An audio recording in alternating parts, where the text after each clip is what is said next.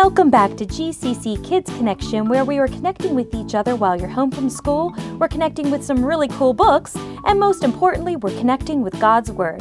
We're so glad you're here. Well, hi kids, and welcome back. Well, we've been making lots of progress in our story, Charlotte's Web by E.B. White. In our last session, Charlotte had spun the words "some pig in her web" and then the words "terrific," and so things are really coming along in the plan to save Wilbur's life. We're ready to begin with chapter 14, which is called Dr. Dorian. Let's find out what that's all about. The next day was Saturday. Fern stood at the kitchen sink drying the breakfast dishes as her mother washed them.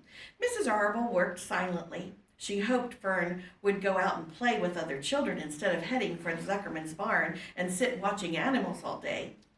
"Charlotte is the best storyteller I ever heard," said Fern, poking the dish towel into a cereal bowl. "Fern," said her mother sternly, "you must not invent things. You know spiders don't tell stories. Spiders can't talk." "Charlotte can," replied Fern. "She doesn't talk very loud, but she talks." "What kind of story did she tell?" asked Mrs. Arble. "Well," began Fern, "she told us about a cousin of hers who got a fish caught in her web. Don't you think that's fascinating?"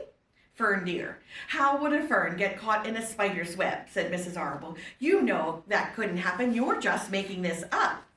"Oh, it did happen all right," replied Fern. "Charlotte never fibs. This cousin of hers built a web across a stream. One day she was hanging around on the web and a tiny fish leaped into the air and got tangled up in her web.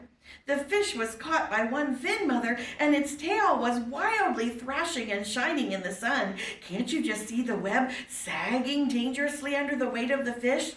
Charlotte's cousin kept slipping in and dodging out and was beaten mercilessly over the head by this wildly thrashing fish, dancing in, dancing out, throwing—" "Fern," snapped her mother, "stop it. Stop inventing these wild tales." "I'm not inventing," said Fern. "I'm just telling the facts." "What finally happened?" asked her mother, whose curiosity began to get the better of her. "Charlotte's cousin won. She wrapped the fish up, and then, when she was good and ready, she ate it. Spiders have to eat, same as the rest of us, you know." "Yes, I suppose they do," said Mrs. Arble vaguely. "Charlotte had another cousin who was a balloonist. She stands on her head and lets out line and is carried aloft in the wind. Mother, wouldn't that simply be divine?" "Well, yes, I guess that would, come to think of it," replied Mrs. Arble. "But Fern, darling, I wish that you would play outdoors instead of going to Uncle Homer's barn. Find some of your playmates and do something nice outdoors. You're spending way too much time in that barn. It isn't good for you to be alone." "Alone," said Fern. "Alone? My best friends are in the barn cellar. It's a very sociable place, not at all lonely." Fern disappeared after a while, walking down the road toward Zuckerman's. Her mother dusted the sitting room, and as she worked, she kept thinking about Fern. It just didn't seem natural for a little girl to spend so much time with the animals. Finally, Mrs. Arble made up her mind that she would call Dr. Dorian and ask his advice. She got in the car and drove to his office in the village. Dr. Dorian had a thick beard. He was glad to see Mrs. Arble and gave her a comfortable chair. "It's about Fern," she explained. "Fern spends entirely too much time at the Zuckerman's barn. It doesn't seem normal. She sits on a milk stool in the corner of the barn cellar near the pig pen and watches animals hour after hour. She just sits and listens." Dr. Dorian leaned back in his chair and closed his eyes. "Oh, how enchanting," he said. "It must be real nice and quiet down there in the barn cellar. Homer has some sheep, hasn't he?" "Yes," said Mrs. Arble. "But it all started with that pig that we let Fern raise on a bottle. She calls him Wilbur. Homer bought the pig, and ever since it left our place, Fern has been spending all of her time at her uncle's." "I've been hearing things about that pig," said Dr. Dorian, opening his eyes. "They say he's quite a pig." "Have you heard about the words that appeared in the spider's web?" asked Mrs. Arble nervously. "Yes," replied the doctor. Well, do you understand it? Asked Mrs. Arble. Understand what? Do you understand how there could be writing in a spider's web? Oh, no, said Dr. Dorian. I don't understand it, but for that matter, I don't understand how a spider learned to spin a web in the first place. When the words appeared, everyone said it was a miracle, but nobody pointed out that the web itself is a miracle. What's so miraculous about a spider's web? Said Mrs. Arble. I don't see why a web is a miracle. It's just a web. Ever try to spin one? Said Dr. Dorian. Mrs. Arble shifted uneasily in her chair. Well, no, she replied, but I can crochet a doily and I can knit a sock. Sure, said the doctor, but someone taught you, didn't they? My mother taught me. Well, who taught the spider? A young spider knows how to spin a web without any instructions from anybody. Don't you agree that that's a miracle? Well, I suppose so, said Mrs. Arble. I never looked at it that way before, but still, I don't understand how those words got in the web. I don't understand it, and I don't like things I don't understand. None of us do, said Dr. Dorian, sighing. I'm a doctor, and doctors are supposed to understand everything, but I don't understand everything, and I don't intend to let it worry me. Mrs. Arble fidgeted.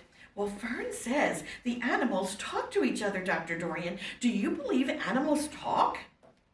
Well, I never heard one say anything, he replied, but that proves nothing. It's quite possible that an animal has spoken civilly to me, and I didn't catch the remark because I wasn't paying attention.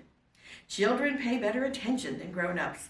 If Fern says that the animals in Zuckerman's barn talk, I'm quite ready to believe her. Perhaps if people talked less, animals will talk more. People are incessant talkers, I can give you my word on that. Well, I feel better about Fern, said Mrs. Arble. You don't think I need to worry about her? Does she look good? Asked the doctor. Oh, yes. Is her appetite good? Oh, yes, she's always hungry. Sleep well at night? Oh, yes. Then don't worry, said the doctor. Do you think she'll ever start thinking about anything besides pigs and sheep and geese and spiders? How old is Fern? She's 8. Well, said Dr. Dorian, I think she'll always love animals, but I doubt that she'll spend her entire life in Homer Zuckerman's barn cellar. How about boys? Does she know any boys? She knows Henry Fussy, said Mrs. Arble brightly. Dr. Dorian closed his eyes again and went into deep thought.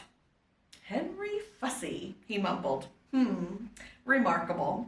Well, I don't think you have anything to worry about. Let Fern associate with her friends in the barn if she wants to. I would say offhand that spiders and pigs are fully as interesting as Henry Fussy. Yet I predict that one day will come when Henry Fussy will drop a chance remark that catches Fern's attention. It amazes me how the children change from year to year. How's Avery? He asked, opening his eyes again. Oh, Avery, chuckled Mrs. Arble. Avery's always fine. Of course he gets poison ivy and gets stung by wasps and bees and brings frogs and snakes home and breaks everything he lays his hands on, but he's fine. Good, said the doctor. Mrs. Arble said goodbye and thanked Dr. Dorian very much for his advice. She felt greatly relieved. Chapter 15 is called The Crickets. The crickets sang in the grasses. They sang the song of summer's ending, a sad, monotonous song. Summer is over and gone, they sang, over and gone, over and gone. Summer is dying, dying. The crickets felt it was their duty to warn everybody that summertime cannot last forever. Even on the most beautiful days of the whole year, the days when the summer is changing into fall, the crickets spread rumors of sadness and change. Everybody heard the song of the crickets. Avery and Fern Arble heard it as they walked down the dusty road, and they knew that soon school would begin again. The young geese heard it, and they knew that they'd never be goslings again. Charlotte heard it, and knew that she hadn't much time left. Mrs. Zuckerman was at work in the kitchen, and she heard the crickets, and a sadness kind of came over her. Another summer gone, she sighed. Lurvy, at work building a crate for Wilbur, heard the song, and he knew it was time to dig potatoes. Summer is over and gone, repeated the crickets. How many nights till frost, sang the crickets. Goodbye, summer, goodbye, goodbye. The sheep heard the crickets, and they felt so uneasy that they broke a hole in the pasture fence and wandered up into the field across the road. The gander discovered the hole and led his family through, and they walked down to the orchard and ate apples that were lying on the ground. A little maple tree in the swamp heard the cricket song and turned bright red with anxiety. Wilbur was now the center of attention on the farm. Good food and regular hours were showing results. Wilbur was a pig any man would be proud of. One day, more than 100 people came to stand in the yard and admire him. Charlotte had written the word radiant, and Wilbur really looked radiant as he stood in the golden sunlight. Ever since the spider had befriended him, he had done his best to live up to his reputation. When Charlotte's Web said some pig, Wilbur tried hard to look like some pig. When Charlotte's Web said terrific, well, Wilbur tried to look terrific. And now that the web said radiant, he did everything possible to make himself glow. It is not easy to look radiant, but Wilbur threw himself into it with a will.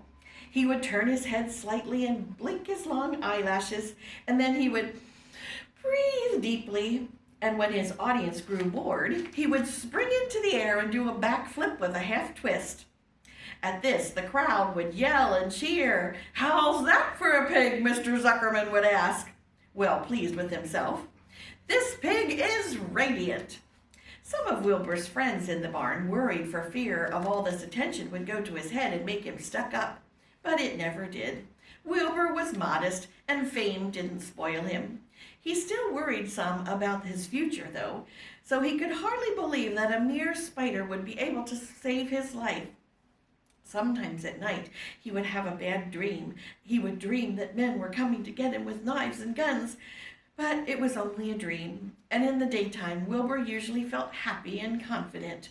No pig ever had truer friends, and he realized that friendship is one of the most satisfying things in the world. Even the song of the crickets did not make Wilbur too sad. He knew it was almost time for the county fair, and he was looking forward to the trip. If he could distinguish himself at the fair and maybe win some prize money, he was sure Zuckerman would let him live. Charlotte had worries of her own, but she kept quiet about them. One morning, Wilbur asked her about the fair. "Are you going with me? You are going, aren't you, Charlotte?" he asked. "Well, I don't know," replied Charlotte. "The fair comes at a bad time for me.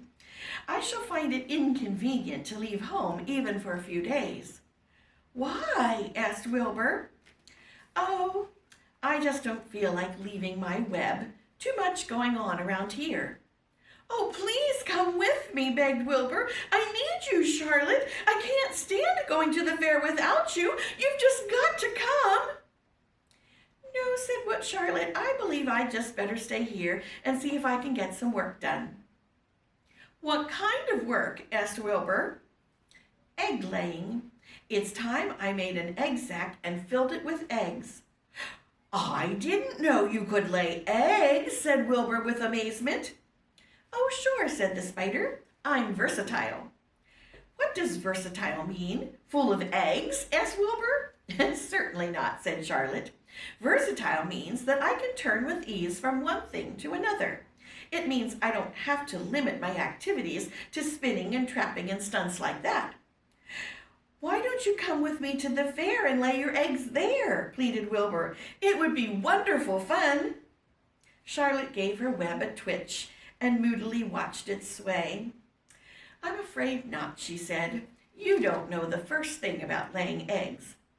I can't arrange my family duties to suit the management of the county fair. When I get ready to lay eggs, I have to lay eggs, fair or no fair.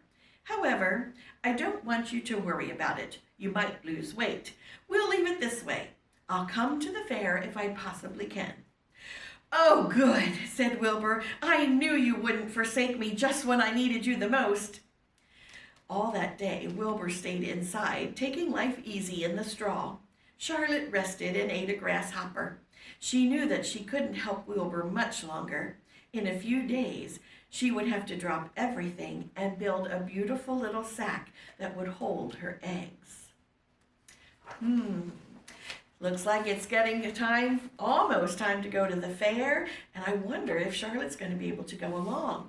Well, today for our activity sheet, there are a couple of thinking questions. One of them says, when the crickets started singing, everyone knew that summer was coming to an end and it would soon be fall. What are some signs that seasons are changing? How can you tell when seasons are changing from winter to spring? What kind of signs do you see? Or what kind of signs do you see when it's changing from summer to fall? Think about those and maybe write some of those down. And then down at the bottom, in our Bible connection, it says, Wilbur appreciated all of his friends that he had made in Mr. Zuckerman's barn cellar. He realized that friendship was one of the most satisfying things in the world. Can you name any friends in the Bible? And then check out 1 Samuel chapter 20 to see if you can find an example of some friends in the Bible. And then there are some verses down here at the bottom for you to look up that talks about friendship and how to be a good friend. So have fun finding out a little bit more about what the Bible says about friendship, and I'll see you back the next time to find out what happens when Wilbur gets ready to go to the fair.